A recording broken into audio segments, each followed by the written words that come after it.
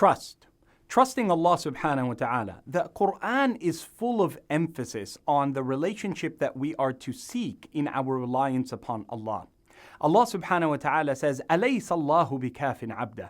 Does not Allah be the one who is sufficient for His creation, for His servant, and for all that He has put into existence?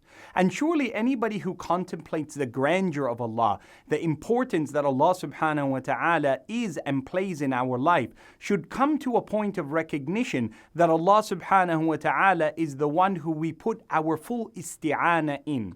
Leave off all that nonsense about putting any hope or any attempt of seeking anything beyond or with other than Allah Azza wa Jal.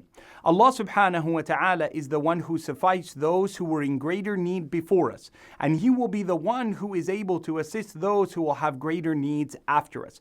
Consider the moment of Musa alayhi salam. He's been saved from Pharaoh and he's on his night journey with Bani Israel, and they come to the shores of that great water body.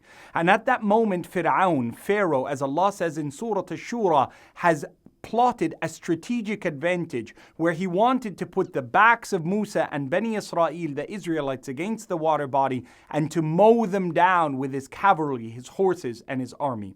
And Allah subhanahu wa ta'ala quotes Musa at that moment when the Israelites, they turn in woe and in disgust and say, "How have you brought us to this point of our obliteration?" He said, "Kalla inna ma'iya rabbi sayahdeen." Never will my Lord let me down. He will lead me to a point of guidance that will lead us out of this difficulty. That inner serenity, that moment where you come and your back is against the wall, is a time-told story with every prophet, every messenger. It is the story of Yusuf in the cave, Ibrahim being thrown in the fire, our Nabi sallallahu alayhi wasallam in the Hijrah, the one who saved them, the one who protected Yunus, the one who protected Yusha, the one who assisted our Nabi sallallahu alayhi wasallam, is the one who is able to help us all.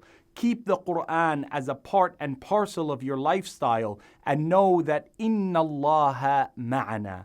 Allah is always with us.